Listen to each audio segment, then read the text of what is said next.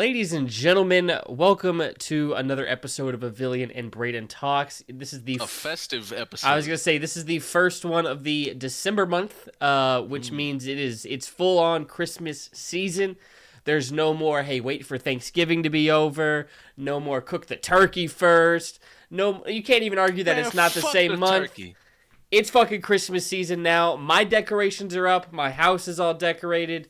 I think waiting for December is nonsensical. As soon as it's Black Friday, it's open season. That's how, as far as I'm concerned. That is how my There's family no other operates. holiday between the two. It's open season. Yeah, that's fine. You're there. Black Friday to me is the day the floodgates open. Even then, depending on like how many people you have to shop for, or like the decorations you want, maybe you need to start spacing out how you buy them. Probably get into a little bit of motion for it even before then.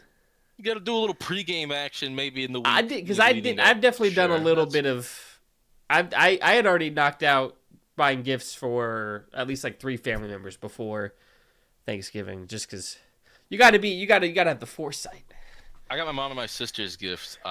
Still thinking about my brother's. He wants something Titans related, so I'm gonna get him something. He doesn't have a lot of Titans gear, so I'm gonna find him something nice. Yeah. Yeah. So yeah, I mean, yeah, we're in the full swing. And speaking of swinging, let's swing it over to the fucking best co-host in the game, Mr. Avillion Talks. Jacob, how you doing? Feel great because I'm here sitting with Mr. Christmas. And it's that time of year. Yes. That's Mr. Christmas right there. Dude, I am Mr. Christmas. Or right there, I guess it's on his screen. Yeah. He's over here. That's Mr. Christmas right there. That is fucking absolutely. Respect it. Very excited. I very much enjoy this time of year myself, of course. Yeah, love me some Christmas.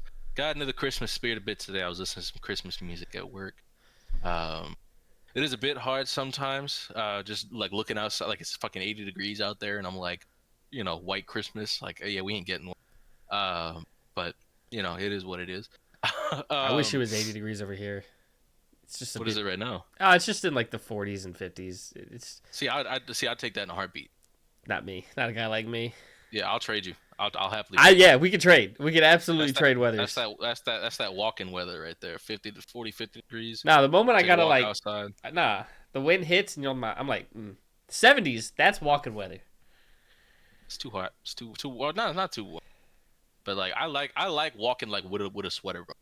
Like I like walking in the cold, breathing that shit, and then having the little and then your ears get chilly, but then you walk inside and your ears instantly feel a whole lot better. You know what I mean? Did you get that weird feeling on your ears when the ears get too cold? I know what you're talking about, that part.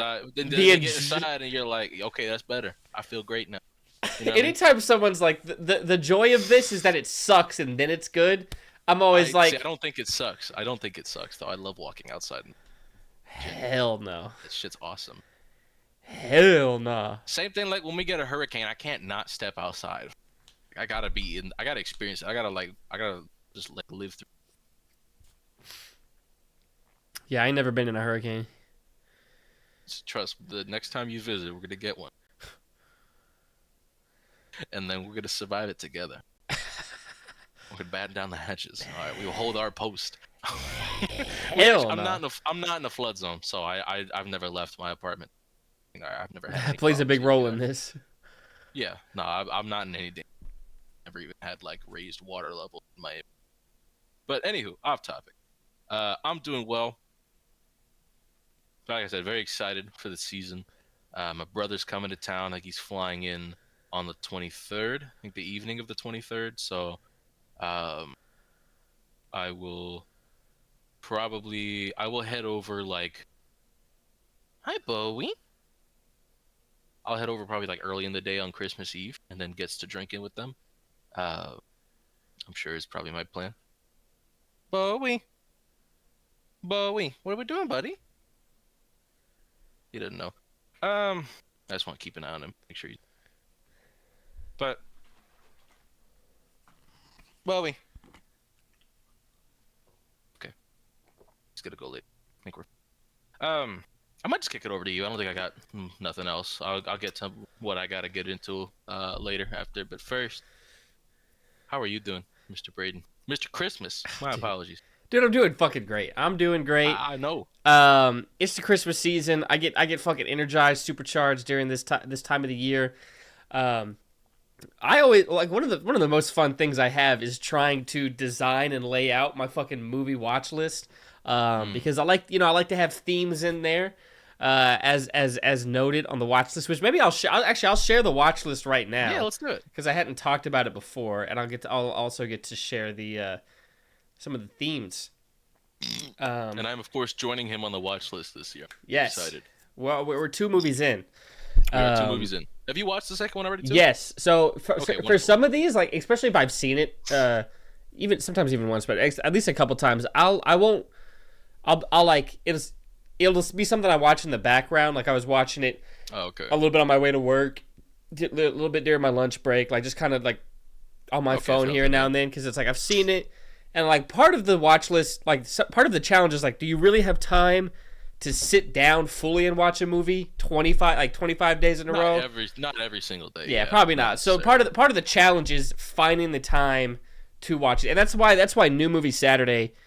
Spoiler for one of the categories. New Movie Saturday. The new movies is on Saturday because it's like, hey, that's when, because it's first time watch movie. You gotta fucking like focus, watch the movie. Which is why it's Saturday. You've got the whole day to find the time to do it. Yeah. All right. So, although I did sit down and watch this one, Die Hard. Well, I was kind of decorating the interior, but the big TV on, big loudspeakers, one watch through. But yeah. So the first movie. Is Die Hard. That's the first one every year. It kicks it off every single time because first time I've seen it. I think we might discuss this now or discuss it later, depending on what you want to do. But Die Hard, it's debated whether or not it's a Christmas movie. I do fall on it is a Christmas movie, but I think there's levels of Christmasness, and it is still lower on that side, which is why it always starts the year off. I like to get more Christmassy as the year goes along. I think the first is a good day for it. Yeah, I definitely think it's a good place. Like I wouldn't want to watch that like on Christmas Eve. That would be nonsensical. No, but first day of December, yeah, absolutely. And it kicks it off with the explosive start category, which was just going to be Die Hard by itself. But then I was like, the way it fell, I slapped Jingle All the Way, today's movie, number 2, within that explosive start, which I think is still fitting. There's less explosives, but Definitely. It counts. Well, yeah, yeah. Die Hard's the big explosion, and then like jingling is the fucking like little aftermath. Yeah, a little leftover ending burst. The firework that didn't go off the day before. Yeah, number 3 is Scrooged. This is going to be for Carol Wednesdays because there's a bunch of Christmas Carol movies out there. This is one I haven't actually seen before. It's not on a New Movie Saturday, but it's still one I haven't seen before. Scrooged. This is Bill Murray. I think I've seen this one. Christmas Carol type beat. The next one is on the 4th is Home Alone for season staple, and then after that we have a 3-day run here of Scaremas. On the 5th we have Gremlins. On 6th, the first of New Movie Saturday, we have Eyes Wide Shut. Haven't seen this. Don't really even know that much about it. But when we were talking about Christmas movies, Gabe listed like 3 movies he was gonna watch for the first time this Christmas season, and I think this one is. We talk about Die Hard. I don't know. I feel like this one might just be the least Christmassy. I'm gonna take a wild guess. I think this one just might fall on a holiday. I don't know. We'll see. Well, we'll find out. And then after that, Stop Motion Sunday / Scaremas. We got Nightmare Before Christmas. Good fun one. I got some socks themed for that movie. I'll be able to wear when I tap into that. Yep. Tap that. Next is a hidden gem, Alien Xmas. This one is a cute little movie about some cartoon aliens coming to the North Pole. It's one because a while back I had like short film Monday was like a previous category one. And this was one I watched for that, and it was adorable. I loved it very much, so I wanted to include it again this year. After that is the first Grinch Tuesday with the 1960s Grinch. Got to start it off with the proper. Yeah. There's 3 Grinch movies here, all bangers, all have different qualities to them. I really enjoy all 3. After that is A Christmas Carol for Carol Wednesday. This one's the Jim Carrey one. And then we have a 2-movie spectacle, Vince Vaughn Miss, starting with Fred Claus and then going into Four Christmases. I enjoy both these movies. One of these is like noticeably better than the other, though. Four Christmases is an absolute banger. That's a fun one. They have to go to Four Christmases because both him and his partner are from divorced families. And each family has a very different vibe to them. That sounds awesome. It's great. It's with I think Reese Witherspoon is his counterpart in this. It's great. Vince Vaughn at his best. After that, new movie Saturday. This is The Apartment. This is like a 1960s movie, I think it said it was. I think this one is black and white as well. This I actually know the least about. I really know nothing about this movie besides it being. Although when I was looking up like best Christmas movies, because I was like, am I forgetting some? And I'm scrolling around, I still saw it popping up. So this one I'm pretty confident. Solid Christmas movie. So excited to check that out. Then Stop Motion Sunday, a slept on banger. Santa Claus is coming to town. This movie has my favorite Santa origin story in it. Very nice. It's very good. After that, we have a 1, 2, 3, 4, 5, 6-day movie run of Cartoon Rush. This one also being a hot chocolate night because it's Polar Express. Hot, hot, hot. We like it. Hot, hot, hot. Absolute banger. Then it's Cartoon Rush, but it's also Grinch Tuesday. We have Grinch, the Illumination one. This is the Benedict Cumberbatch one. I've never seen that one, so I've seen the Jim Carrey Grinch. I've seen obviously the original. Yes, this one's really good. I mean, like I said, they went 3 for 3 with Grinch movies. This one has a good Grinch backstory, some good music in there, including like a religious song in it randomly, which I appreciate. Just in like a more modern cartoon movie, I didn't see that coming. And then we have Mickey Christmas Carol the next day. Again for Carol Wednesday. And then 18 is Prep and Landing. Now the required reading is just the first one, but these are like 20-minute short films. I think there's 3 of them now. I'm going to watch all 3. Yeah, Prep and Landing, cute, short. There's a third one came out this year, so I don't know if that one's good or not. And I don't remember the second one that well, but the first one, good. Guaranteed. Oh, hang on. Sorry, continue. No, you say, was it related to Prep and Landing? Hang on. No, this wasn't Prep and Landing related. This was more Cartoon Rush related, but let me double check to make sure I'm not insane. Okay, but then the next movie on the 19th for Cartoon Rush is Arthur Christmas. Okay, I'm not insane. There is no Charlie Brown Christmas anywhere on here. That is correct. Is that intentional? It's not intentional in the way that I don't like it, but after I make this list, like I also forgot Christmas with the Cranks. That's another like one my family watches. Banger, yeah. There's just so many Christmas movies and a lot of good ones. And then I'm gonna have to squeeze that one in somewhere. I'll find a day, but maybe Prep and Landing Day, just because like you said, those are like 20-minute films. Yeah, I might just. If I had to guess, whenever I'm actually at my parents' house, watch it like we're all just hanging around. If we get bored and it's like, hey, let's just pop on another Christmas movie, I'm going to take a wild guess because that's kind of the one I would say of the family ones. That's probably the one that's missing most. Okay. So I still feel like there's a good likelihood I'll watch it this year, or in terms of Christmas with the Cranks. And then Charlie Brown Christmas, it's good. I like it.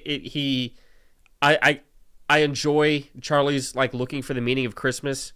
But yeah, it's just hard to fit everything in. The 20th, this is New Movie Saturday and Cartoon Rush, Tokyo Godfathers.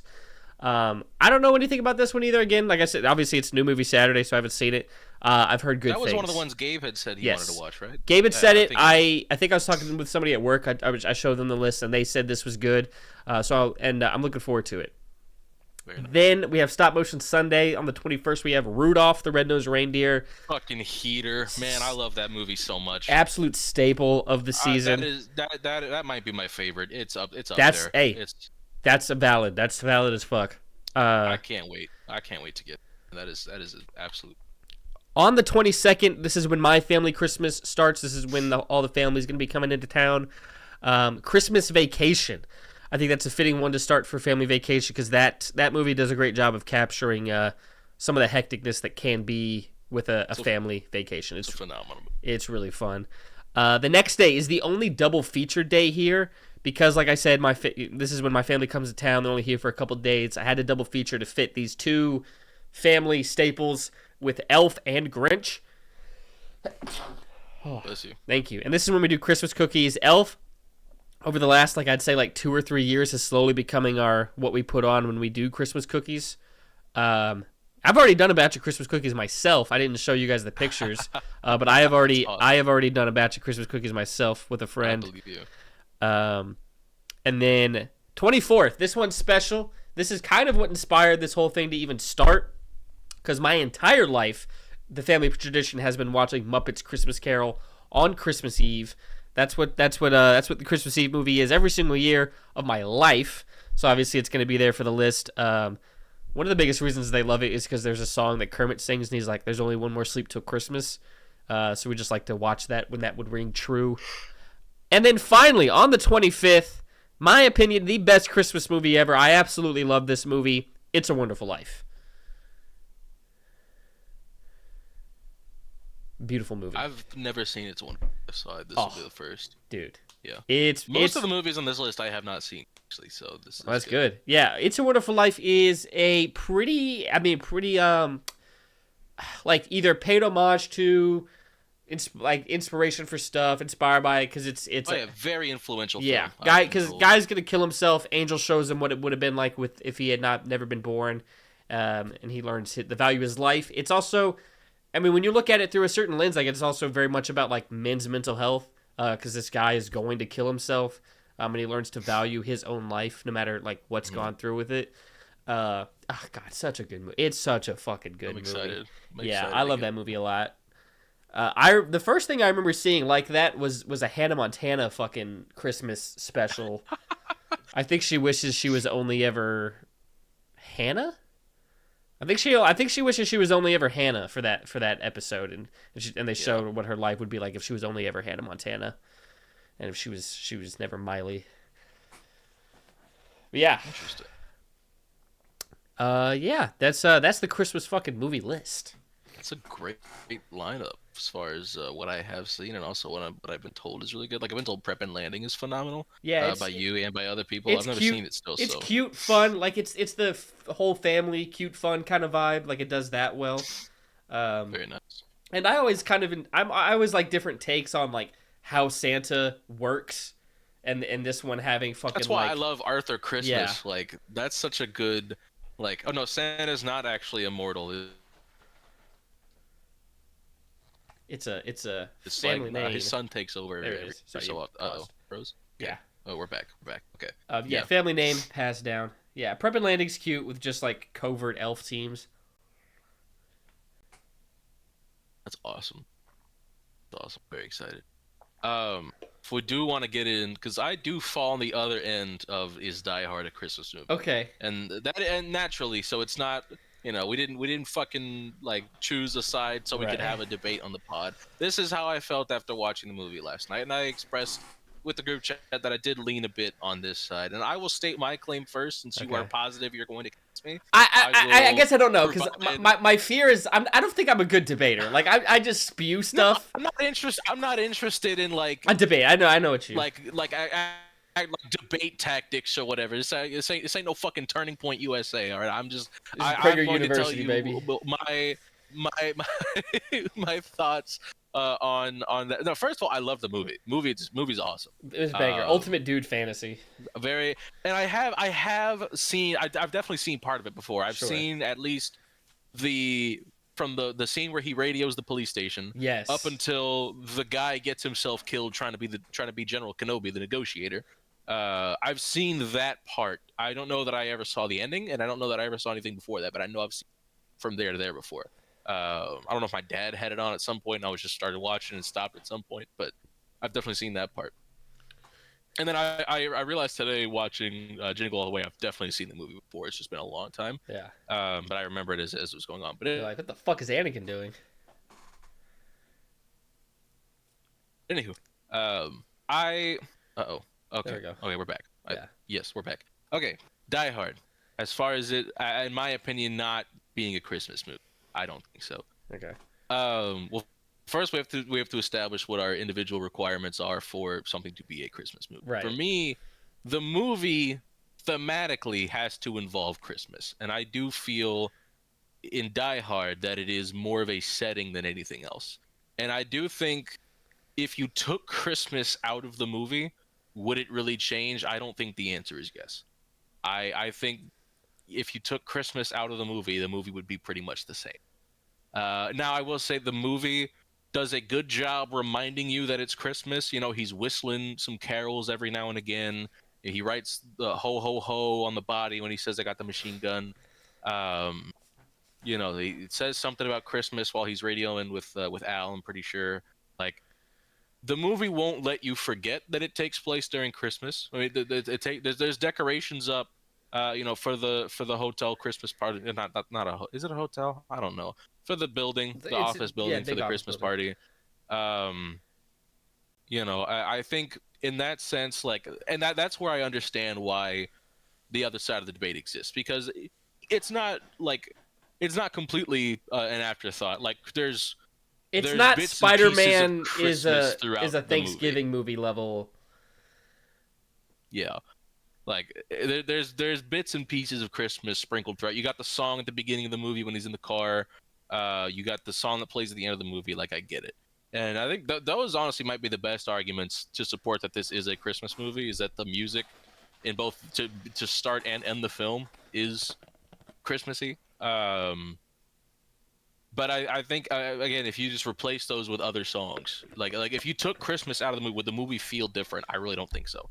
Um, if you made it like an end of the year like party at work instead, like we had a really good fiscal year last year, and he's in town because it's a kid's birthday or something instead of being in town for Christmas. Like the movie would be the same. He'd still end up stuck in the office. He'd still be surprising them for an event of sorts, and he'd still have to do what he's gonna do, to get out and get home. But yeah, I don't think Christmas is essential to the movie enough for me to call it a Christmas movie personally. I would love to hear your thoughts on the matter now, as to why you believe otherwise. So I think I mean, obviously the Christmas imagery plays a big part of it. Yeah, With the ho ho, with the hats, with the lights, with everything. It is constant. It is throughout.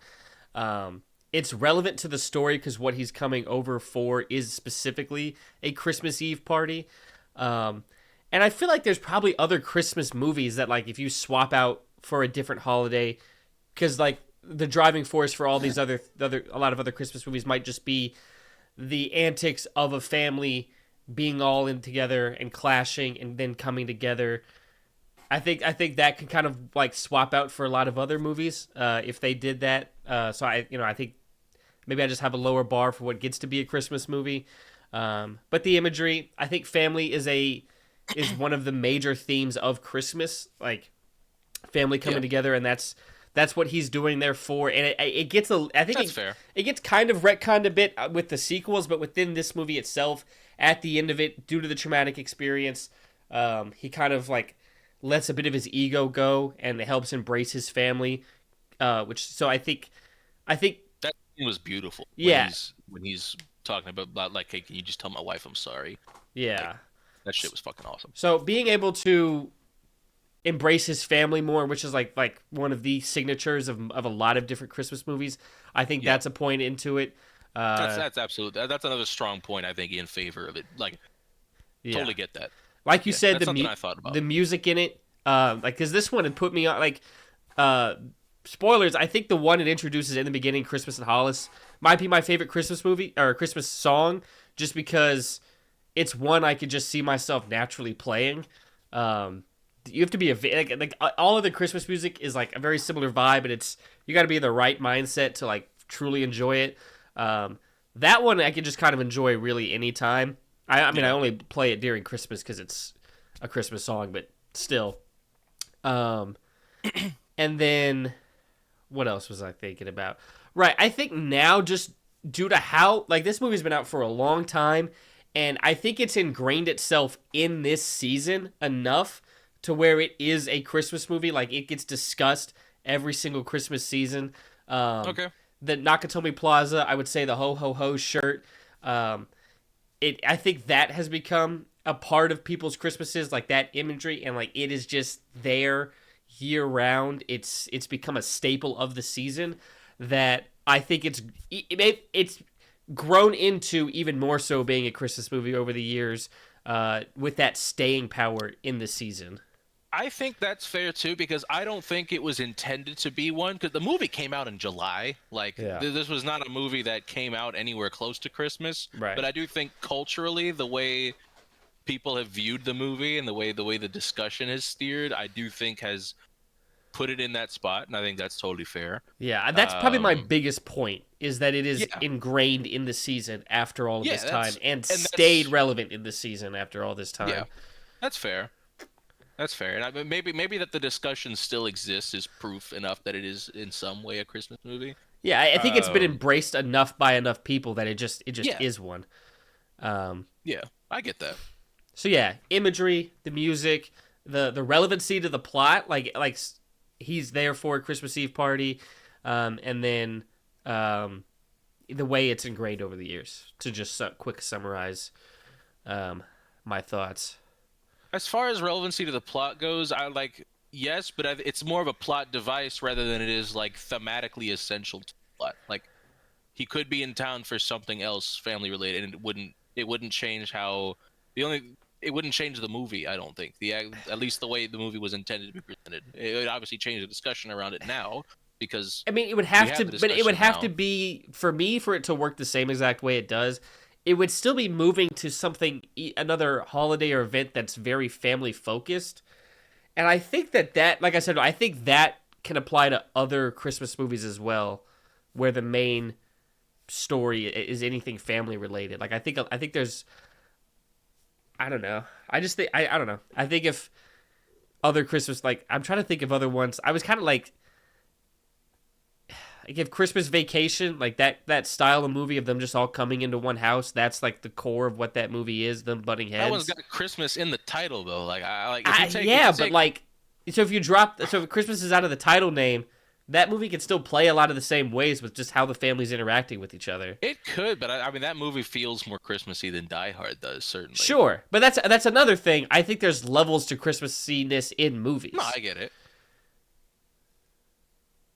Okay, but I mean, it's like a ship of Theseus discussion. At what point does it stop becoming a Christmas movie? Well, Like if when Christmas music is if played throughout it, when imagery of it is shown all the way throughout it, yeah, when the main theme of this movie matches a main pillar of Christmas to other people, a bitch is over 50%.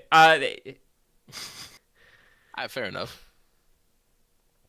I think of like other Christmas movies. I'm like, if you take Christmas out of Elf, it's a completely different movie.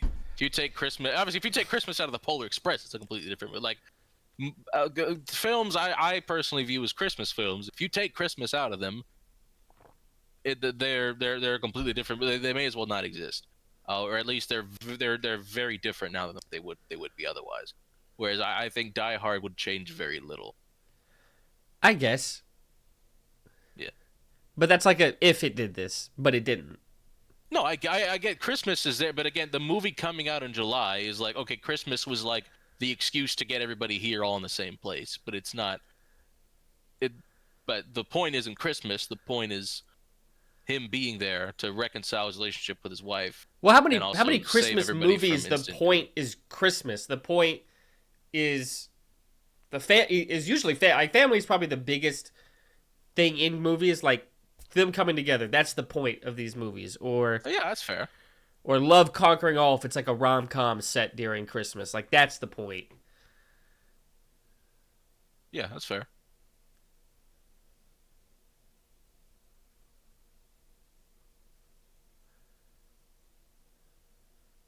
Yeah, I just think that there's levels to Christmas movies. It definitely is certainly. in that tier of being a Christmas movie. But yeah, like I said, like it's not Elf, it's not Grinch, it's not that level of Christmas movie. But Right.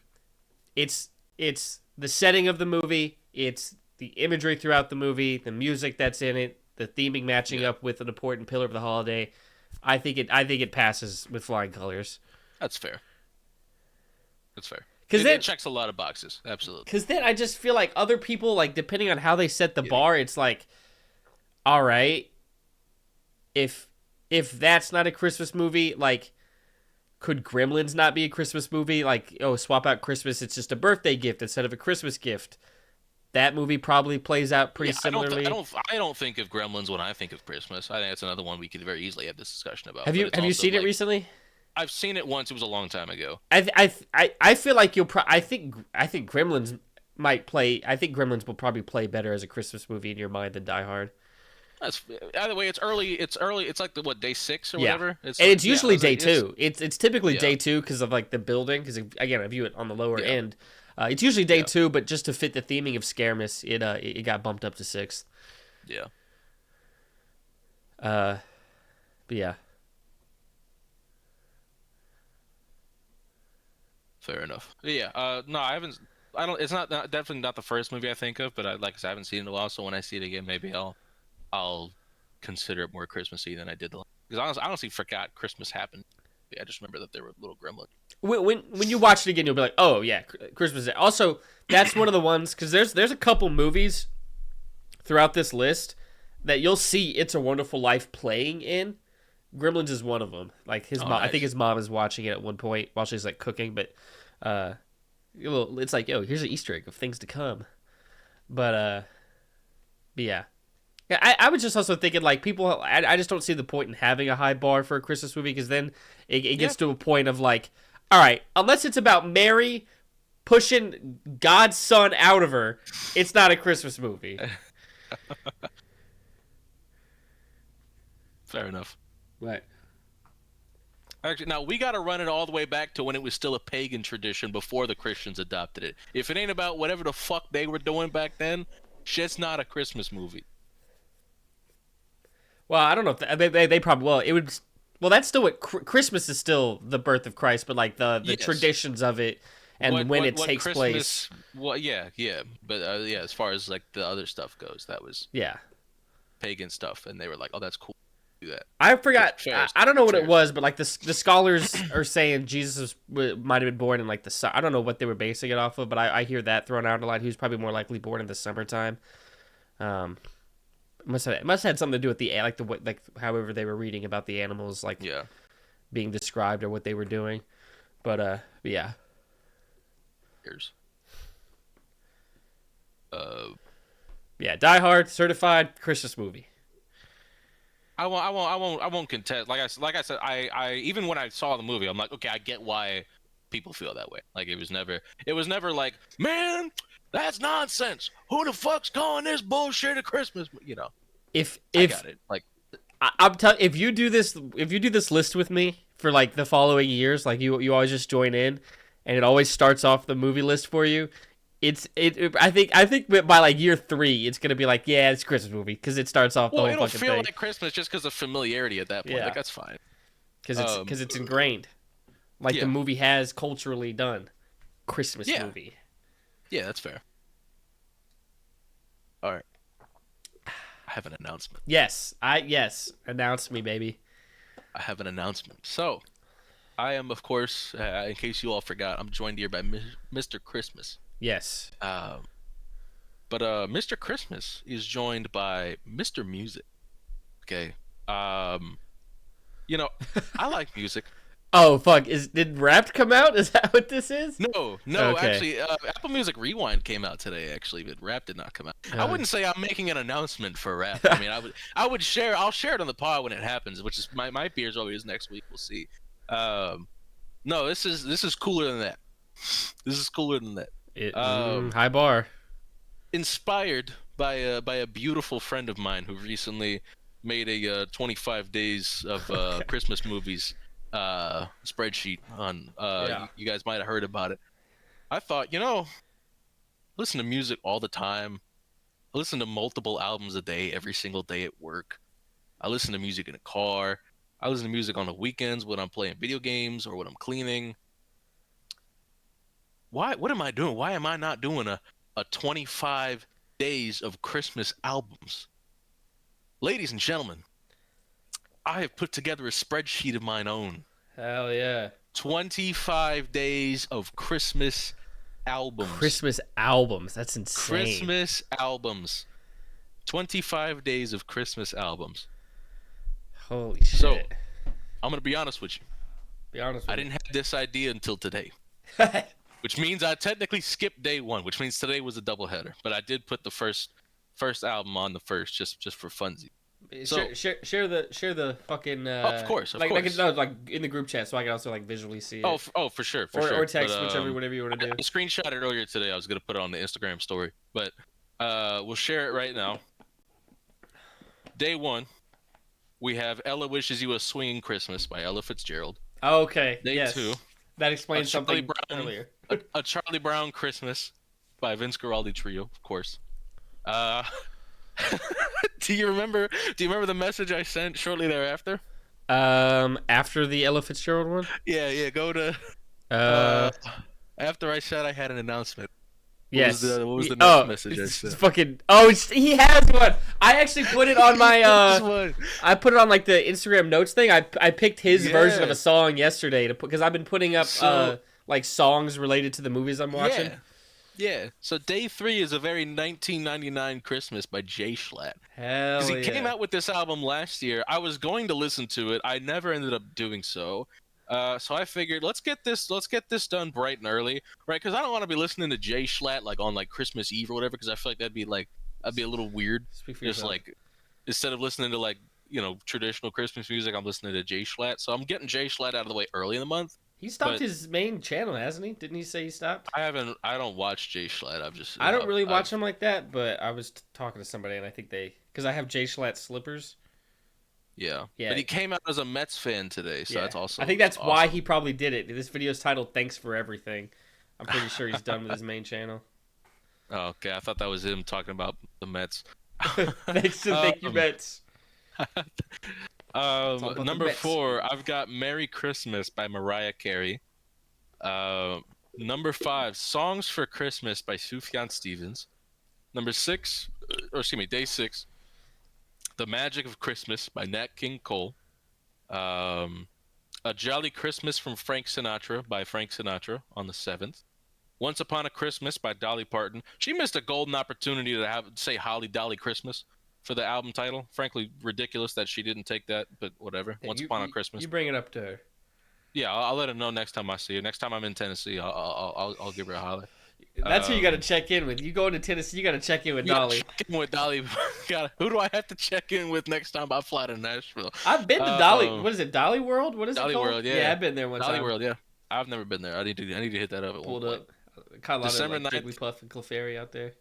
I've got type shit. Pokemon Go was still big. Christmas in the Heart by Bob Dylan on the 9th. A Christmas Album by Barbra Streisand on the 10th. That's Christmas to Me by Pentatonix on the 11th. Jackson 5 Christmas Album by the Jacksons on the 12th. Christmas Eve and Other Stories by the Trans-Siberian Orchestra on the 13th. That whole Siberian Orchestra can't be trans. No shot. No shot every single one. It started as a trans support group. Little known fact. Interesting. Yeah. And then they were like, hold on. What if we got a little We all kind of killing it. They you know how churches do like hymns to like set the vibe. Like they were doing something similar. They weren't singing religious music though. But then they were like, hold up, we kind of nasty with it. And they started a band. So on the 14th, this one's actually an EP. So it's only like 5 songs. It's pretty short and sweet, if you will. It's Fruitcake by Sabrina Carpenter. I've been told this one is like actually good. So I am looking forward to. It's a Christmas album? It's a Christmas EP. It's like 5 songs on it. Yeah, they're Christmas Eve from Sabrina Carpenter. Came out like late 23, I think. EYP. No, just EP. You said no EYP. No, you said EYP. That's not what I said. No. We've got Elvis's Christmas Album by Elvis Presley on the 15th. We have A Christmas Gift for You by Phil Spector on the 16th. The Beach Boys Christmas Album by the Beach Boys on the 17th. Christmas Portrait by the Carpenters on the 18th. Christmas by Mannheim Steamroller on the 19th. Christmas Interpretations by Boyz II Men on the 20th. Noel by Josh Groban on the 21st. A Very She and Him Christmas by She and Him on the 22nd. Zoe Deschanel is the she and him, so very excited for that one. When My Heart Finds Christmas by Harry Connick Jr. on the 23rd.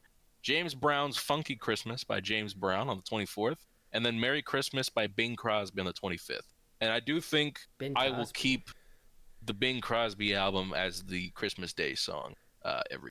I do think that will be a staple for me. I think is to keep that I'm one I'm on the I'm 25th. I do love Bing Crosby I'm very asking you to much. send this because I want to do this along with you because I think the one area of Christmas I lack in is Is the Christmas music? music. See, me too. I've never heard almost any of these.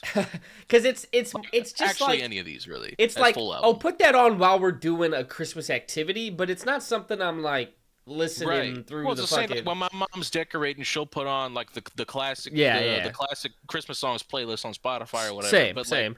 I've very rarely ever sat down and listened to full Christmas albums. Yeah. So today I put on the Ella Fitzgerald album. Very good album. Charlie Brown Christmas.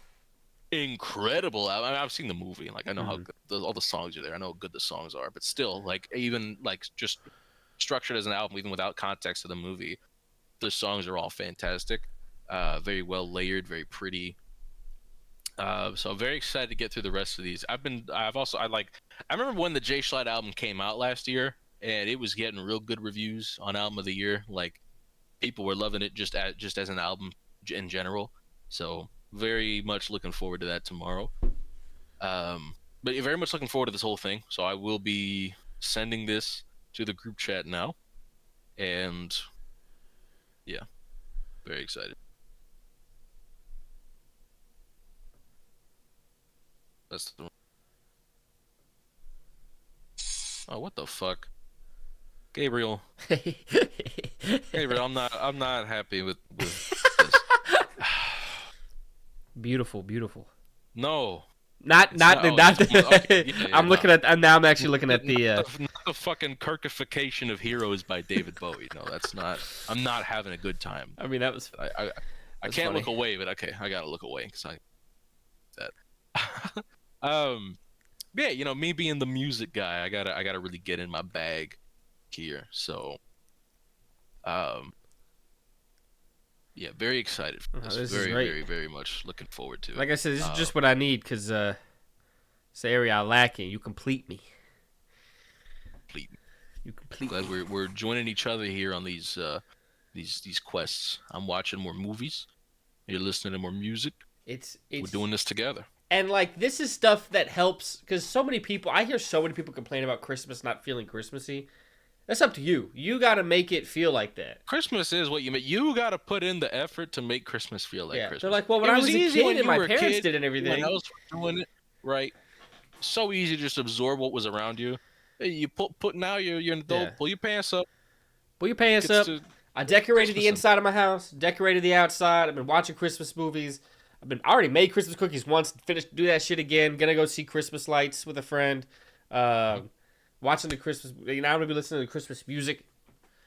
Like, you gotta be active in it. Well, I just walked around and I didn't get hit with the Christmas spirit. Go find that bitch. Track him down. Take him. Sometimes you gotta look. Yeah, You gotta make the yeah. move. Music helps. Movies help. But yeah, sometimes I mean driving to like a place that is gonna be decorated is also Yeah. it's nice. It's a good thing, to do, especially later into the season as you're getting into the teens and 20s. Yeah, go find you a spot that is decorated. Mm-hmm.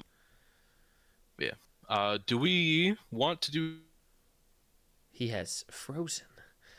When will he game return? picks? There he is. Woohoo! Game picks. Game picks. I know you started bad. You started like 1-3 on picks. Jeez. Gotta Uh, do ultimate. let's find out. We're gonna find out. Oh shit! Grizzlies and Spurs are playing. You must have had a better later slate than I did because I Of started course I did. because I started 3-1. You started 1-3, but I ended up only winning by 1 this week. Mm. Let's see. Oh, it looks like the noon slate. Yeah, I took L after L. Because you had Green Bay, that was your 1 for the first 4, and then I had Dallas, I had Cincy, and I had Chicago. Of course you had Cincy. This fucking guy. Dude, Burrow was coming back. You thought he was gonna fucking lose in his return? Of course, you picked Cincy. It's fine. Hey, he's undefeated this year. All right, put some fucking respect on Joe Burrow's name. But we were both wrong about the Rams. You had San Francisco. The Panthers are such a bullshit football team. They don't know what they are. Frankly, it's ridiculous. Sometimes they're gonna go toe to toe with one of the best teams in the league, and they're gonna somehow win the game, and then they're gonna lose to some bullshit the following week. I don't understand. Yeah, I picked against San Francisco in the Cleveland game just because I need San Francisco to lose, so I'm gonna be willing it into existence because I need Dallas to get that 7th seed, or for Philly to just absolutely collapse and we win the division. That's ideal. That's a dream scenario. We both were wrong about Indy. It's not impossible. You had Miami. Both wrong about Atlanta. Both right about Tampa Bay. I had Jacksonville. Both right about Seattle. Both right about the Chargers. Both right about Buffalo, Denver, and New England. All right, this week. Speaking of what the fuck I need for Cowboys to make the playoffs, we start off with Cowboys at the Lions. Give me the Cowboys. Yeah, give me the Cowboys too. Absolutely. At this point, they look good. Like they just look like a good football team now. They look, and Detroit does not necessarily look great. They look like a team that lost both of their coordinators in the offseason last year, as well as a couple other pieces. By the way, Frank Ragnow unretired and then immediately failed a physical. Right? Is that the story? Well, it's not just that he failed the physical. A grade 3 hamstring strain? That is meat falling off the bone. That's not like a regular, it's still, okay, yeah, he wouldn't be able to perform. No, that is like a clean, grade 3 is the worst grade hamstring sprain you can have. How the fuck did he not know he had that? How bad was he feeling before that he thought that was feeling good? I can come back and play. I'm saying, holy I feel shit. good. I'm ready. And he just what the fuck did he even do to sprain his while in his time off? How the fuck you got a grade 3 hamstring sprain after you retire? Well, he probably was like, let me get in the gym to see if I can come back. But oh my god, grade 3. Again, that is meat falling off the bone caliber. That is not. Yeah, he's got no business walking around right now, much less playing football. That is absurd. I would have loved to have seen Ragnow come back because I love Frank Ragnow. Would have been great for the sport. Would have been great for Detroit. They need him. Just wasn't meant to be this season. Certainly not. Seahawks at Falcons. Give me the Seahawks. This would be some bullshit. The Falcons would win, but give me the Seahawks. Nah. Not this Seahawks team. No, the Seahawks are going to lose on purpose to give the Rams a worse draft pick.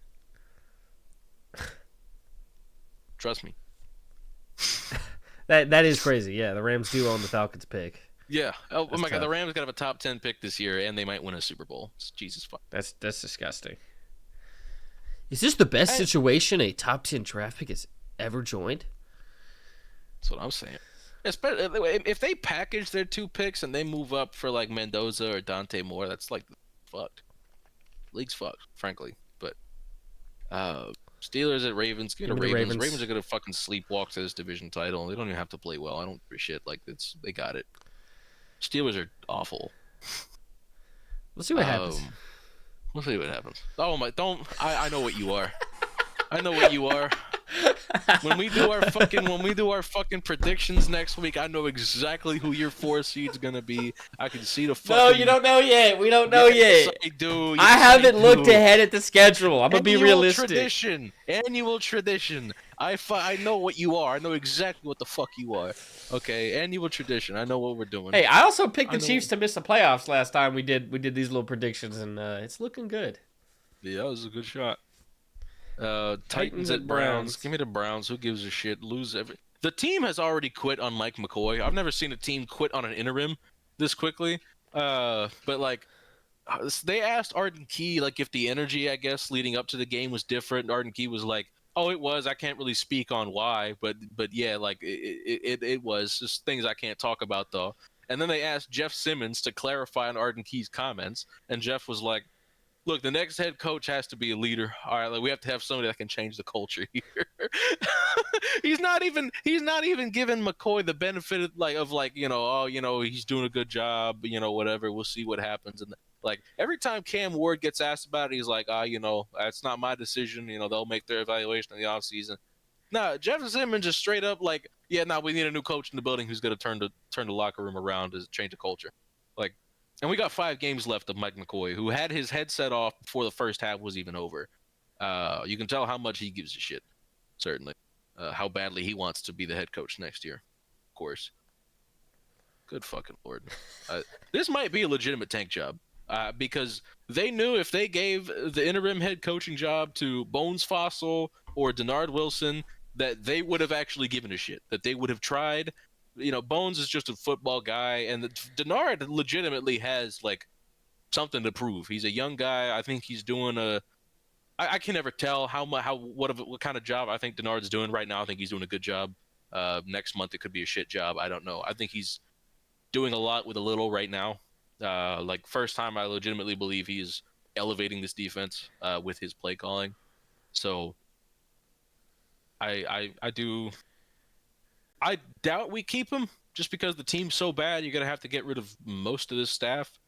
I do think if he doesn't get a defense coordinator job this offseason, he'll get another one sooner rather than later. And I do think he'll hopefully have more talent to work with next time around, frankly, because I'm not out on him as a defensive coordinator, even a future head coach, because I think he's got the fire in him. Personally, I think he could be a locker room changer kind of guy.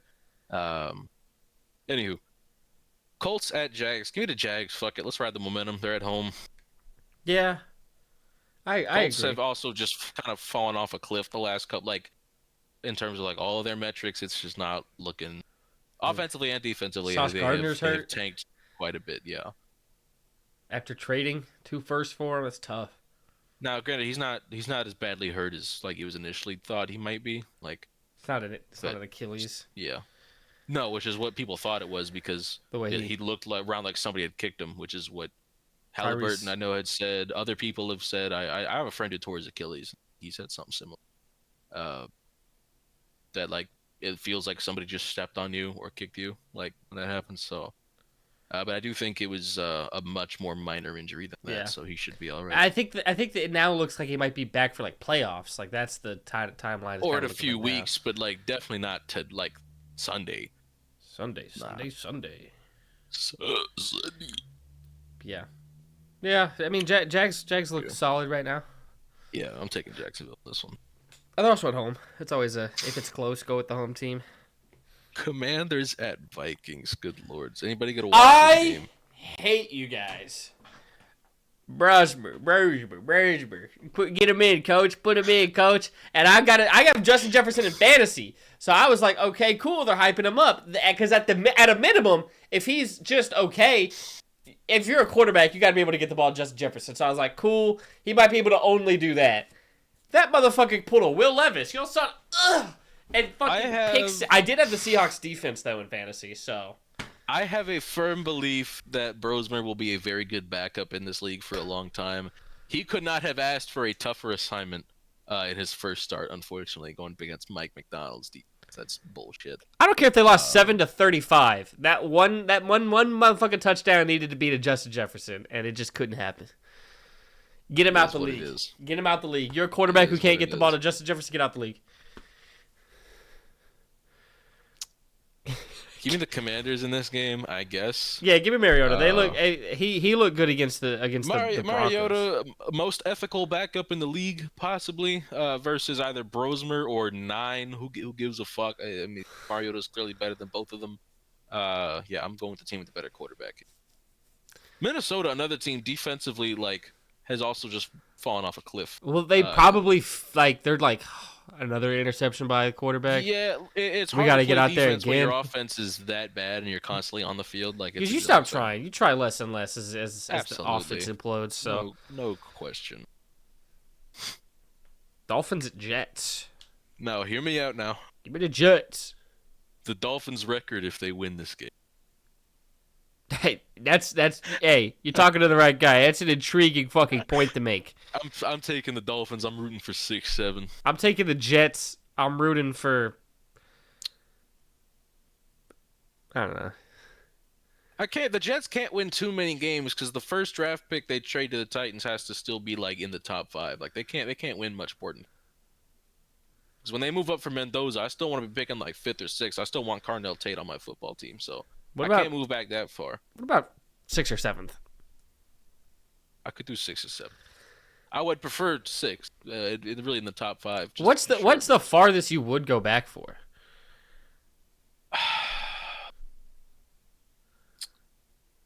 I wouldn't. 8th? Certainly nowhere out of the top 10, but really like set like. I mean, if the team You've like, been if the that Rams bad, or the Jets, you want top tier that's what I'm prospect saying. out of it. Like we're gonna trade back because we're gonna take at 4 or 5 whoever we were gonna take at 1 anyway. We can't move back that far because we need one of those kind of guys. Yeah. Like we need a lot of guys, but when you have holes everywhere, it's best to just draft a difference maker. Yeah, like, who just a can guy even who's mask gonna get some on of the those field holes and just fucking just start tearing shit up and can elevate the shit around them. And I think Carnell Tate can elevate a wide receiver room. Really, I feel good about Jordan Tyson and Mekhi Lemon as well. Like, I don't think you could go wrong with these 3 receivers. So if the Titans move a bit further back, as long as they take one of these 3, I will still sleep like a baby that following evening. A big thing with Cam is that sometimes like the ball location isn't there, and the ball will still be in the receiver's area, but it's an athletic catch that somebody's trying to make and they can't come down with, and it's like, yeah, you want to see them make that catch, you want to see better ball location too. All 3 of these receivers are capable of making those kind of catches though. Like hey, this throw wasn't perfect, but I can make a play for my quarterback. Now you're all 3 of them do it routinely. So like I don't care. Any of these 3 and I'm sleeping just fine. I prefer Carnell Tate. I do think he is kind of really good at everything. He is somebody who almost committed to the University of Tennessee. Right before his commitment day, the odds shifted, and then Ohio State took the lead, and then he committed to Ohio State. Never going to be mad at a receiver for committing to Ohio State. It's the best thing you can do for your NFL career. He went from being like a projected day 2 pick to now being projected like top 10.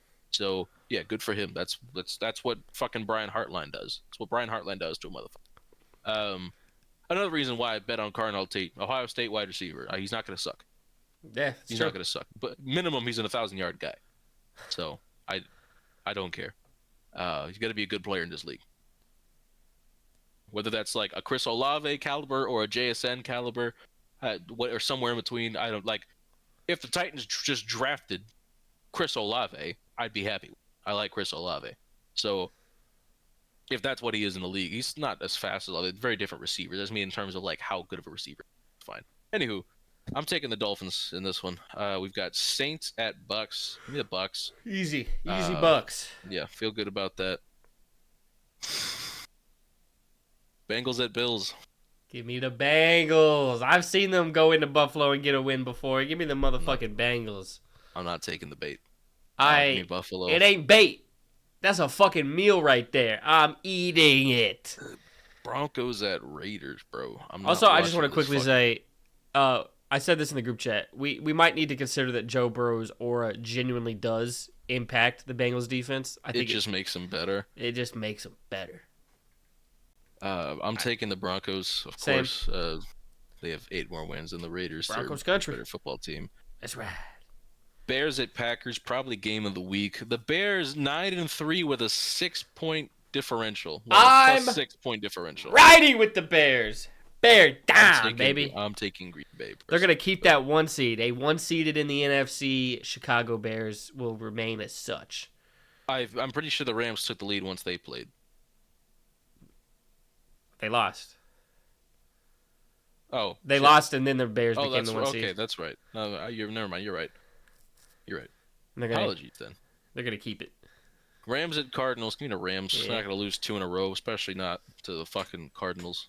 The 3-9 Arizona Cardinals. Hey, they look That's another team that could move up to 1 that I haven't thought about. Because they're going to fire the coach and GM almost certainly. They're going to move off Kyler. In Arizona. Yeah, I think Kyler's going to Pittsburgh. I like that. That's my first initial thought. He's not like he's not a culture fit. He's not a Pittsburgh kind of guy, but just like I still like Kyler to an extent. So I don't see change where of else scenery. Kyler could go. Like he's not gonna go to the Raiders. Like they're not gonna want to trade for a quarterback again after trading for a quarterback last offseason. Hey, never He's not say going to the never. Jets. Never say never. Well, he could go to the Jets. That's not impossible.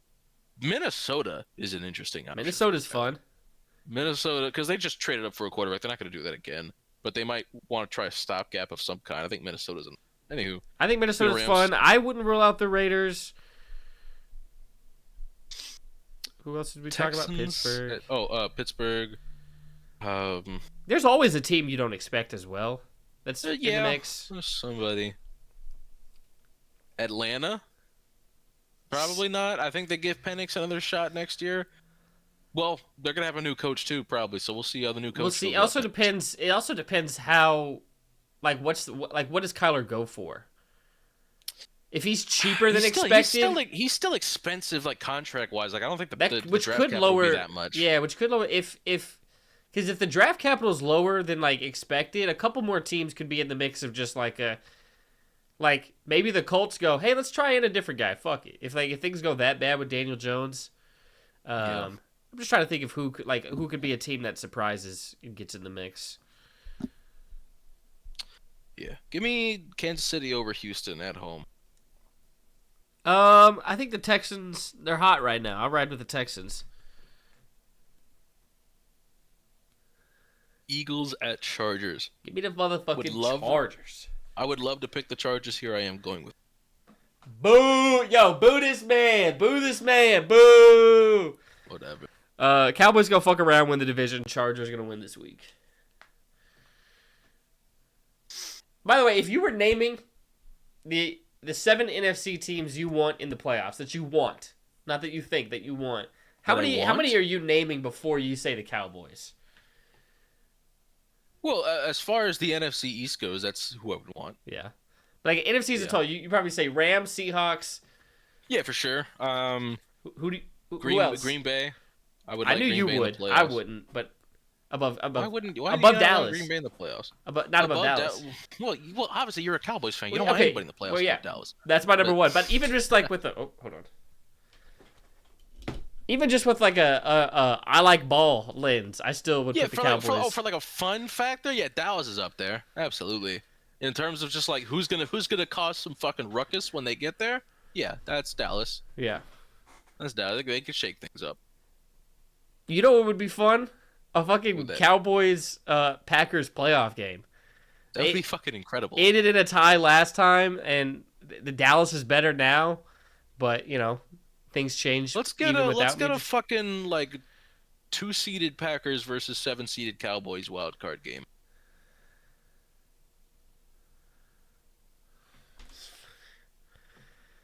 Cowboys are going to win the division. They're going to be the 4 seed. I don't know what you're... Okay, then let's get a fucking, 5-seeded Packers versus 4-seeded Cowboys. Assuming Chicago wins the division. I don't know. Like I said, I picked Chicago to win this week, so...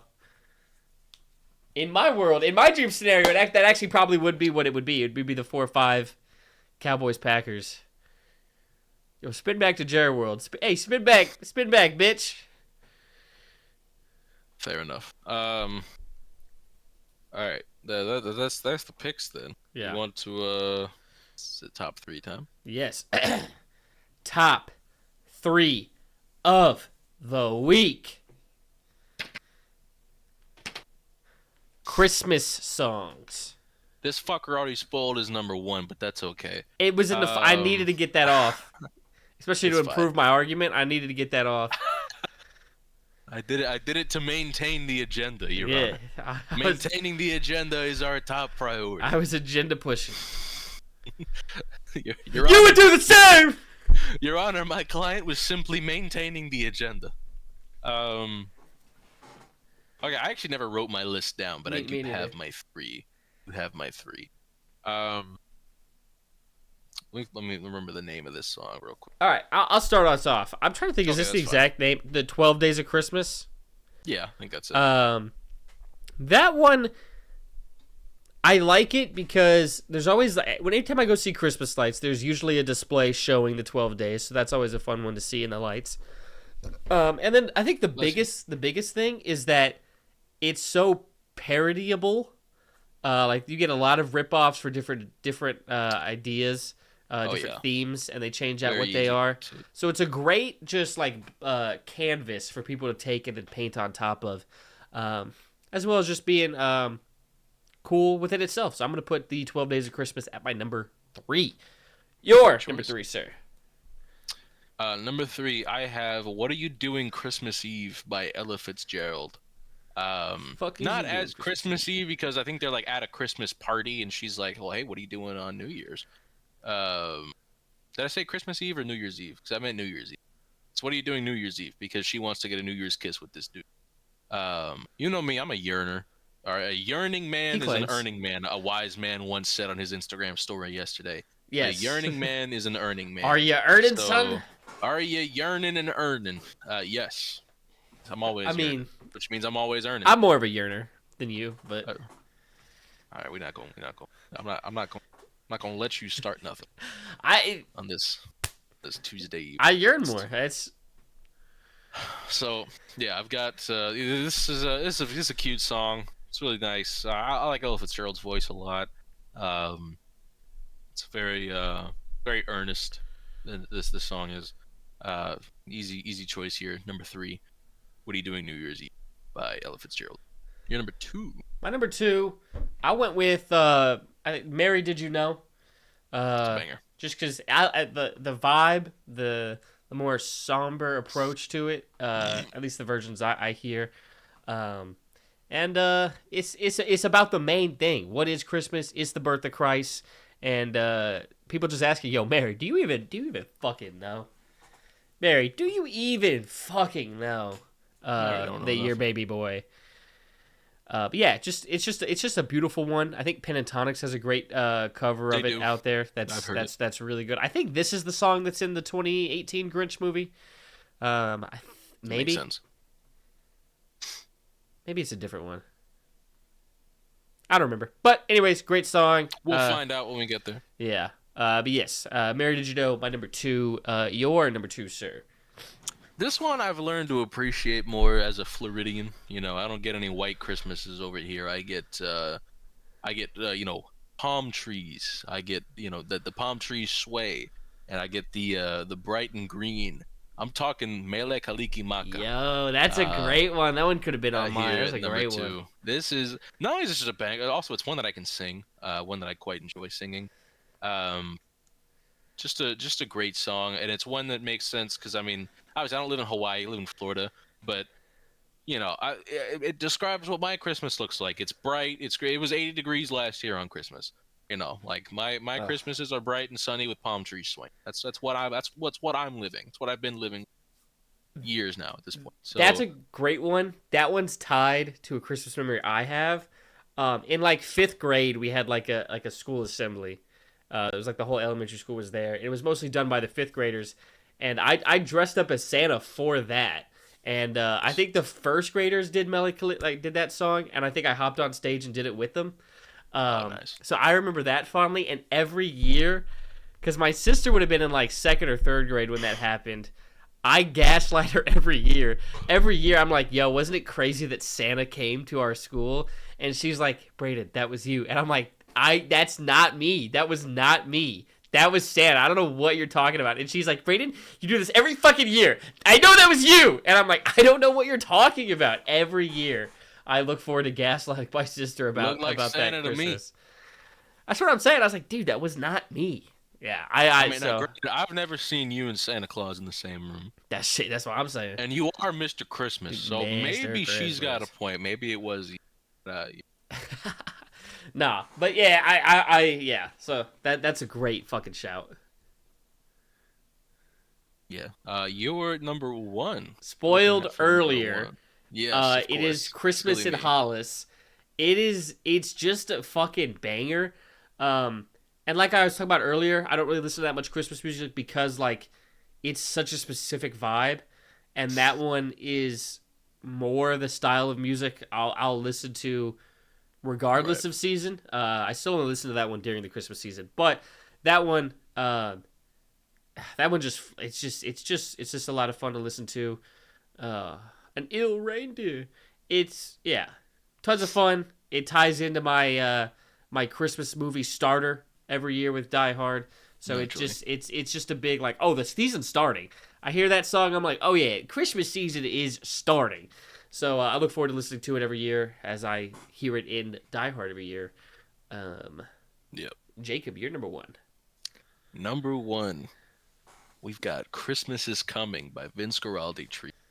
This one is my favorite song from A Charlie Brown Christmas. Coming. Love the drums on this one. Love how layered this song is. It's very, very well textured, I think. This one's purely instrumental. There are a few songs on this album that do have some singing. Most of it's instrumental. This is one of those instrumental tracks. Just beautiful. I put this one on my Instagram notes today, I'm pretty sure. Let me double check that.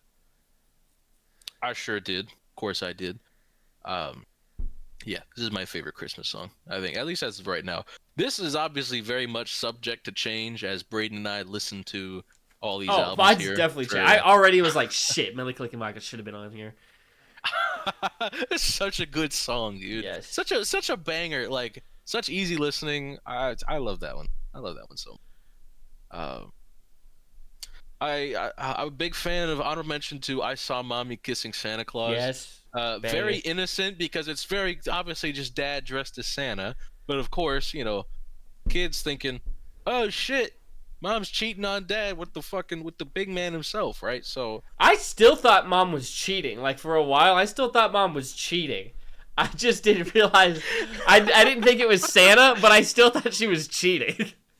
And then I went, "Oh yeah, I mean, okay, it's dad. No, yeah, it's dad. It's just dad. Whoops." Yeah, it's the dad in a suit. I was listening to it like, I know that ain't Santa, but she's still a hoe. And then like, oh, that is her husband. Okay. I saw mommy kissing Turbo Man. Turbo Man. Put that cookie down. Put the cookie down now. That's where that's from. Yeah. I realized when I saw that scene, I'm like, okay, I'm familiar.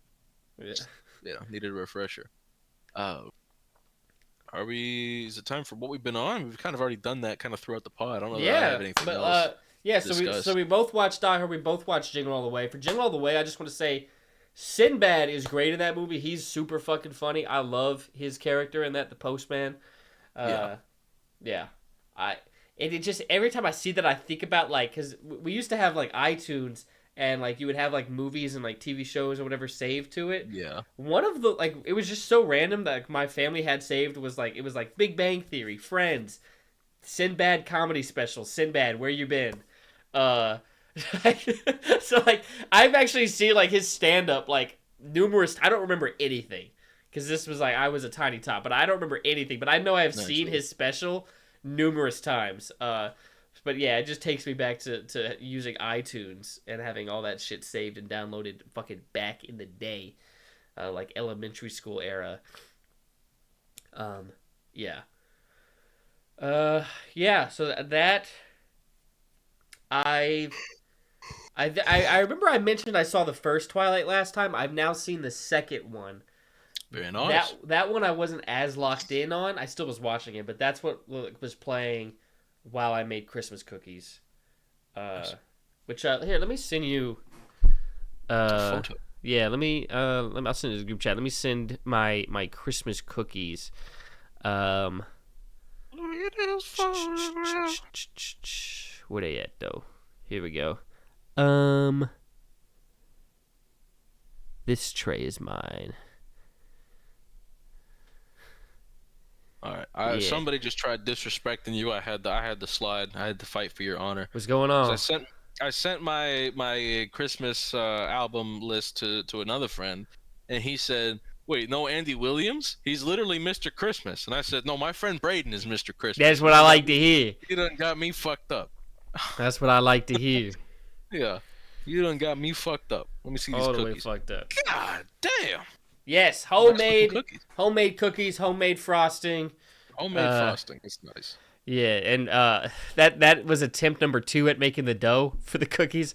I don't know what happened with that first batch. It was the first time I really tried baking. You got a little crazy with it. It was just like, I guess something happened with the person I was with was like the butter, because we like kind of microwaved it because I didn't have it like sitting out to soften. And they were like, that fucked everything up. And I'm like, if you say so, I guess. I don't know anything about baking. I'll take your word for it.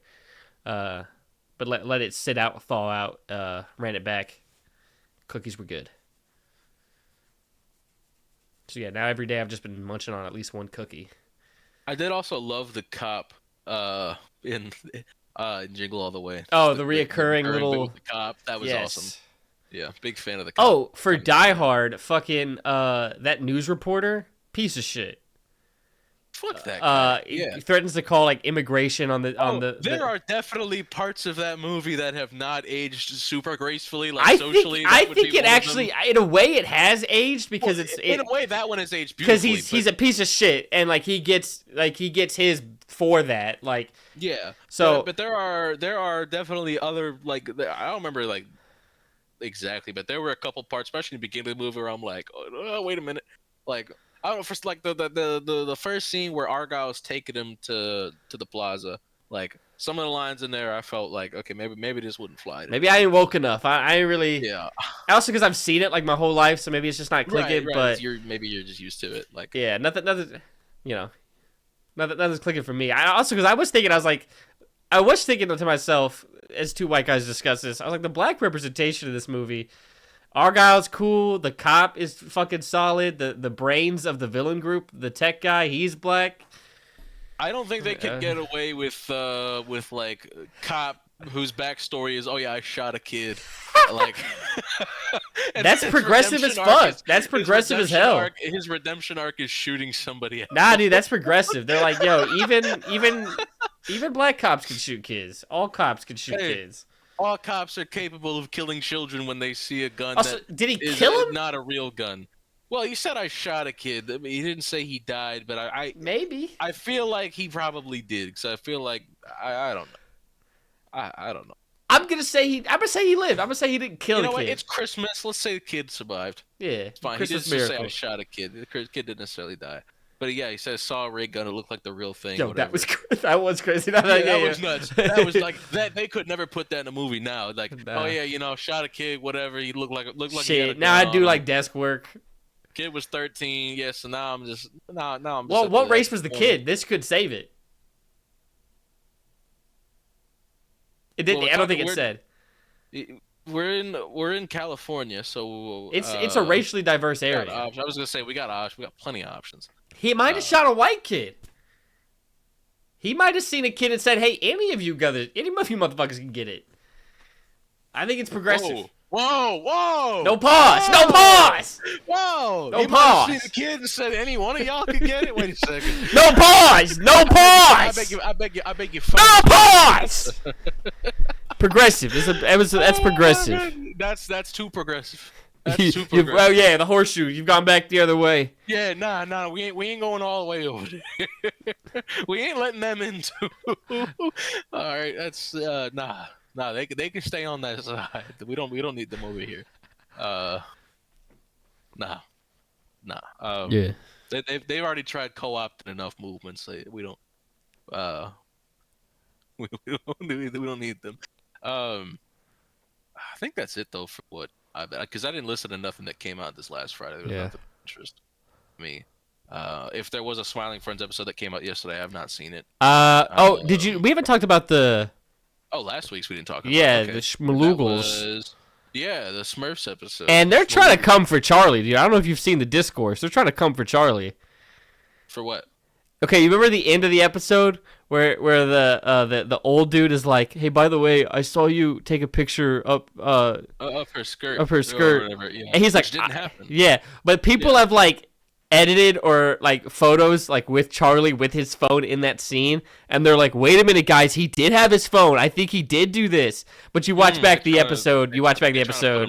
Yeah, it's not there. There's been a fucking campaign against Charlie online. Some sickos out here, man. I know. Well, hey, speaking, this is kind of related. I do feel like this is not something these sorts of companies should be doing. These sorts. Parody reporter on Twitter named Wesley Steinberg. It's not his real name, but that's the fake reporter's name. Fake Giants beat writer who has occasionally posted real information sometimes, like when it actually happens. But we'll also like he posted like the reason that Abdul Carter got benched for the opening drive is because he was watching porn during. I've heard that.